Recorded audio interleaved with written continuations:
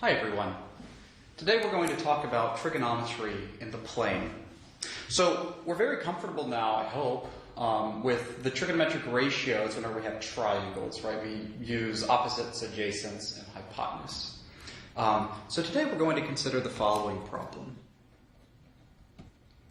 Trig in the plane. All right, suppose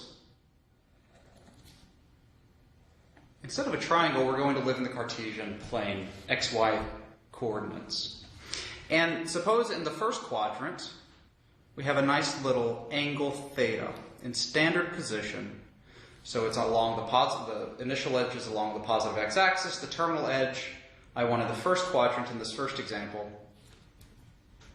And suppose it passes through some nice point, x comma y. The terminal edge passes through some nice point, x comma y. And here's my angle theta. Well, if we wanted to define the trigonometric ratios for this angle theta in standard position in the plane, we're almost at a triangle, aren't we? I know you say, well, I have an adjacent side length here. I have a hypotenuse here. If I drop a height like it's hot, I have a triangle, right? So we're almost there. I know that this length here, oh, and this is a right angle, right? Because we drop a height perpendicular to that x-axis. I know that this length here is x, that's my x coordinate. I know that this length up here is y. And now I'm going to say that the hypotenuse has length r, where r is equal to the square root of x squared plus y squared. And this just comes from the Pythagorean theorem, right? I know that r squared will equal to x squared plus y squared, so r is equal to the square root of x squared plus y squared.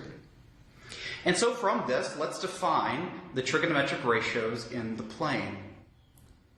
The sine of theta, using our triangle ideas, the sine of theta will be the opposite divided by the hypotenuse. So that's y divided by r. Cosine of theta will be the adjacent divided by the hypotenuse, which is x divided by r. Tangent of theta is equal to the opposite divided by the adjacent, which is y divided by x. That's okay. And we can keep doing this for the other three. We have that the cosecant of theta, sorry about that, is equal to r divided by y, because that's hypotenuse divided by opposite. The secant of theta is equal to the hypotenuse divided by the adjacent, so that's r divided by x. And the cotangent of theta is equal to the adjacent divided by the opposite, which is x divided by y. And we see that in the plane with these definitions as well. We see that the cosecant, the secant, and the cotangent are the reciprocals of sine, cosine, and tangent, respectively, and all the other nice little quantities that we've derived follow naturally here as well. So this certainly works in the first quadrant, right? All that I've assumed is that theta is in the first quadrant. Sine, cosine, tangent, cosecant, secant, cotangent all follow with the same definitions in terms of opposites, adjacents, and hypotenuses. So the question becomes, what happens if theta is not in the first quadrant? What if theta is not in the first quadrant? And the answer is not a whole lot. So these definitions hold no matter what quadrant you're in. You could be on one of the axes. These still hold. So nothing really changes. Let's look at an example and see what we have to do differently. Suppose we have theta, and the terminal edge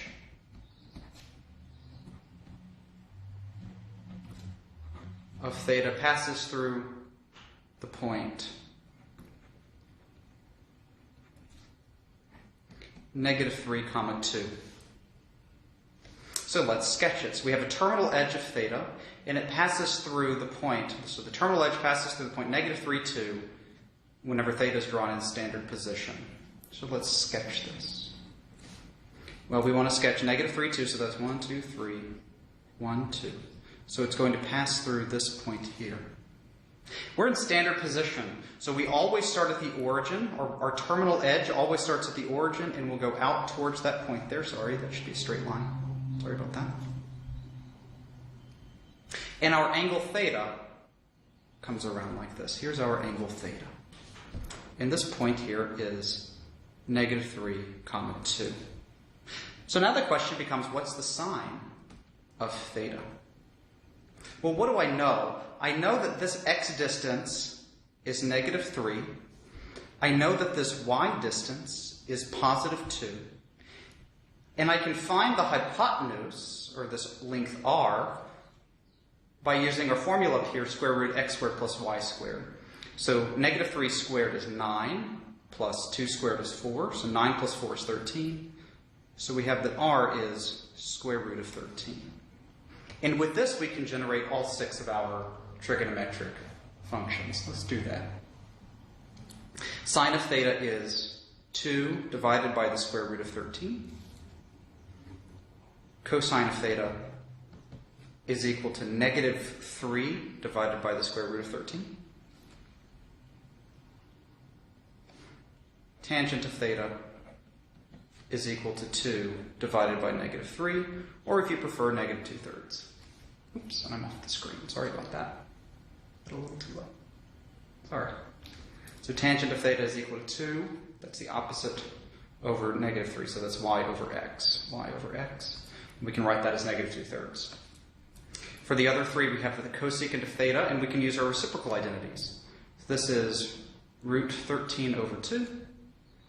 Secant of theta is equal to the reciprocal of this guy, which is -root 13 over 3. And the cotangent of theta is equal to -3/2. Yeah. And that's it. And that's all that we have to do. Let's do another example.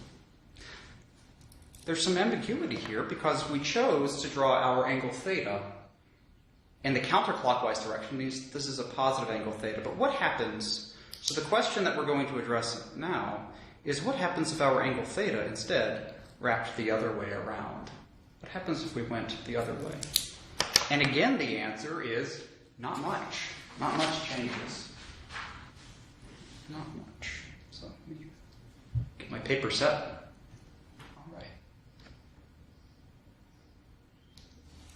So, as in the previous example, let's instead consider, rather than rotating clockwise by theta, I want to rotate the other way, which will be theta minus 2 pi. What happens if we wound our way in the other direction? So, here was my point. 1, 2, 3. 1, 2. My angle theta was here. So theta minus 2 pi, how would we draw that? First we rotate counterclockwise by an angle theta, and then we reverse direction and go clockwise by 2 pi. So we have the same terminal edge here. So theta minus 2 pi is this angle in green. Yeah? And what's interesting here is that theta and theta minus 2 pi, they share the same terminal edge. And why is that? Well, it's because they're coterminal, right? They're coterminal because they're off by an integer multiple of 2 pi. If one is equal to the other one, but maybe you've added an integer multiple of 2 pi, we call that coterminal. So, what do we notice? For theta minus 2 pi, my y value is still positive 2. My x value is still -3. My r value is still square root of 13, right? So what do we notice about, say, sine of theta minus 2 pi? That is still y over r, which is 2 divided by the square root of 13. It's exactly the same as the sine of theta. And that's kind of cool. What does this mean for us? This means, in fact, coterminal angles have the same trigonometric ratios.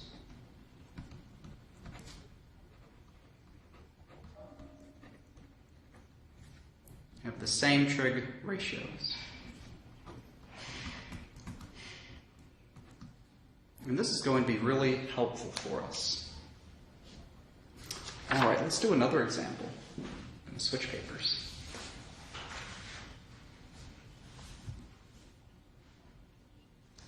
Example. Suppose the terminal edge of some angle theta passes through the point -3, -5. Terminal edge of theta passes through the point -3, -5 when drawn in standard position.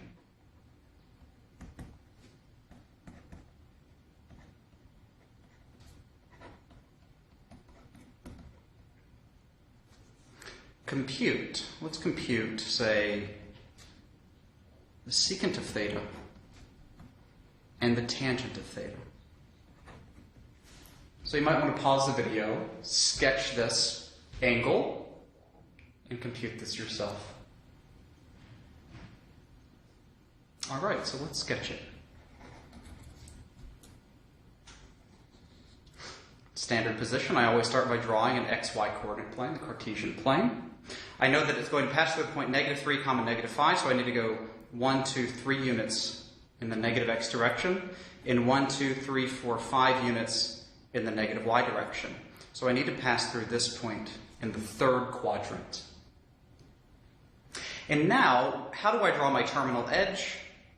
Well, I know my initial edge will always be on the positive x-axis. The terminal edge, you start at the origin and you draw it radially from the origin. Always, always. And then my angle theta comes around. And it doesn't matter how you wrap it around because, again, coterminal angles have the same trig ratios. Here's my angle theta. All right. Well, what do I know? I know that this x distance is -3. I know that this y distance is -5. And I just dropped a little height to the x-axis, always to the x-axis, to see that y value. All that I need to fetch now is the length of my hypotenuse of this little right triangle that I've drawn.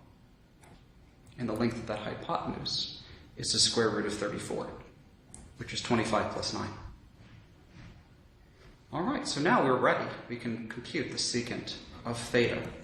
Secant of theta is equal to either r divided by x, or in this triangle that we now have, it's equal to the hypotenuse divided by the adjacent. They're the same, right? They're the same. So we have that this is equal to the negative square root of 34 divided by 3. And the tangent of theta is equal to opposite divided by the adjacent, or y divided by x. They're the same whenever we draw a triangle like this. So we get 5 divided by 3. So that's kind of interesting. Now we're dealing with secant of theta can be negative, right? So secant can now be negative. Tangent is positive. So another question that we want to ask now is, when do we have negatives on our trig functions? We haven't seen this before, right? In the first quadrant, all of our values for the trig ratios were positive. Let's see when we can get our negatives. Let's see when we can get negatives. Let's recall. We know that the sine of theta is equal to y divided by r. The cosine of theta is equal to x divided by r, and the tangent of theta is equal to y divided by x, and r was equal to the square root of x squared plus y squared. These were our first 3 trig functions in the plane. And what's cool here is that r in this definition is always positive. For right now in the course, r will always be positive. So if r is always positive, when will sine of theta be positive? Well, that's when y divided by r is positive, right? Well, r is always positive. So you'll get a positive quantity if you have a positive over a positive. So this happens whenever y is positive. Whenever y is positive. When is sine of theta less than 0? When is it negative? Well, similarly, that's going to be whenever y is negative.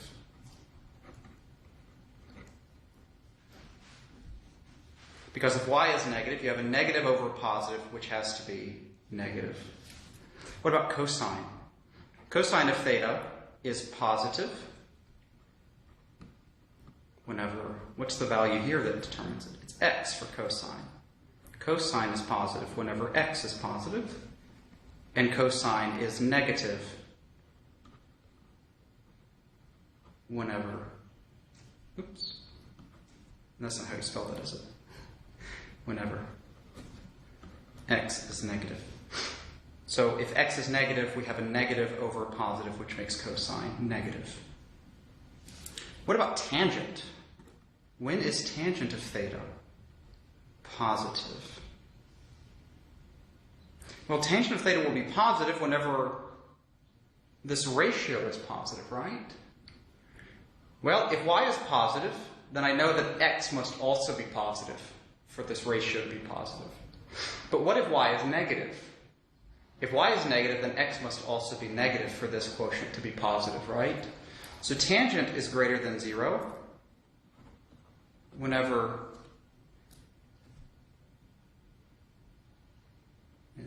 oops, I can't spell today, sorry about that.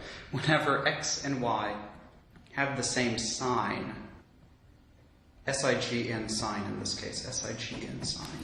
It means that either they're both positive or they're both negative. And conversely, tangent of theta is less than 0. If y is positive, then x has to be negative for the quotient to be negative. And if y is negative, x would have to be positive for that quotient to be negative, right? So this happens whenever x and y have different signs, SIGN signs.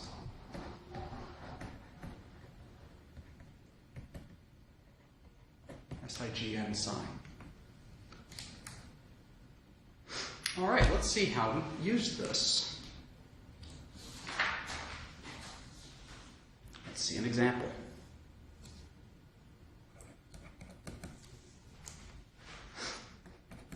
In which quadrant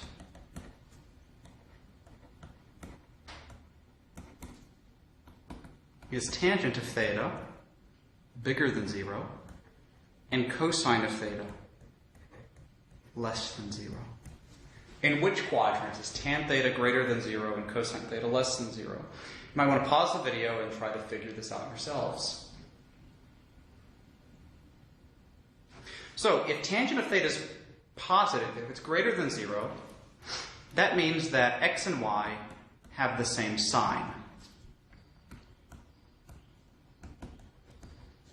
That's what the first condition means. And if cosine of theta is less than 0, then that means that x has to be less than 0. Well, if x is negative and x and y have the same sign, what do we know about y? Y also has to be less than 0. So what quadrant must we be in if x is negative and y is negative? We have to be in quadrant 3. Yeah? All right, let's do another example.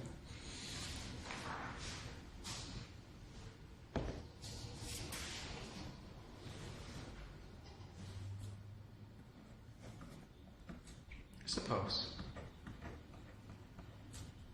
cosine of theta is equal to 2/7 and the sine of theta is less than 0. Compute the cotangent of theta. You might want to pause the video and try to figure this out yourself.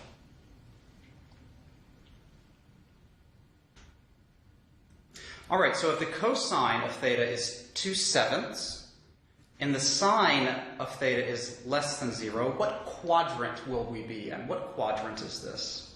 Cosine is positive, so that means that the x's must be positive. And if sine is negative, that means that the y must be negative. So what quadrant is this? That must be quadrant 4.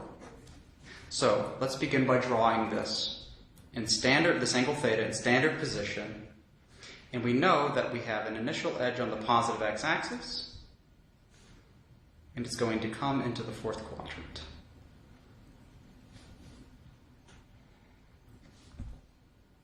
Well, now I need scale, don't I? How do we figure this out? Well, I know that cosine of theta is what? It's x over r, right? Cosine of theta is x over r. So what's the x distance here that I have to come out? What's this x distance? Has to be 2. And my r, that length of this hypotenuse, has to be 7. And now I need to figure out how far down I've traveled. So I drop a height, like it's hot. Always, always drop a height to the x-axis. And now how do we find the length here? It's the square root of 7 squared minus 2 squared, which is the square root of 45. But there's a wrinkle here, isn't there? This y value has to be negative, right? Y value must be negative. Because sine is negative, we must have that y is negative. So we need to put a minus sign in front of that negative 45 to show us that we're pointing downward. All right, so now we can compute the cotangent of this angle theta. The cotangent is equal to x divided by y, which is going to be 2 divided by negative square root of 45. And we can massage this a little bit and break it up if you like. That's negative 2 divided by 3 times the square root of 5. And if you want to rationalize, we can multiply by square root of 5 over square root of 5 and get negative 2 square root of 5 divided by 15. All right. Question. What do you think is the cotangent of theta plus 2 pi? What is this equal to? Well, if I add 2 pi to an angle theta, the resulting angle must share the same terminal edge. They're coterminal angles, right? So I know that they have to share the same trig function. So this has to be equal to cotangent of theta. So it must be equal to negative 2 square root of 5 divided by 15. All right, so these are the examples that I wanted to show you for trigonometry and our trigonometric ratios in the plane. I hope this helps. In the next video, we will talk about the unit circle, which is the special case where r, that length of all our hypotenuses, is 1. So we'll talk about that in the next video. As always, if you have any questions whatsoever, feel free to reach out to me via email, and I'm happy to respond, or we can set up a time to Skype. Thanks so much. See you in the next video.